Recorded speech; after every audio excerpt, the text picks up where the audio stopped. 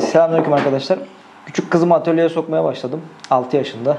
Kendisi bana bir küp şeklinde bir ahşapla geldi. Ve onu birkaç fikir önerisiyle benden kuş yapmamı istedi. Biz de beraber birkaç değişiklik yaparak şu gördüğünüz güzel minik kuşu yaptık. Bence gayet güzel oldu. Yani kızımın böyle enteresan fikirleri var. Bir tane de geçen akşam bir kurbağa yaptı. Gerçi kendisi ne demiştin kızım? Kurbağa. Kurbağa mıydı? Kuyruğu da yok zaten. Burada şimdi beni dinliyor. Evet. Bunun nasıl yapıldığını hepsini çekemedik. Sonradan aklıma geldi. Keşke çekseydik. Sadece montaj kısmını çektik. Bence o bile yeter. Parçalarını yaptıktan sonra bence gayet şık, güzel bir kuş oldu.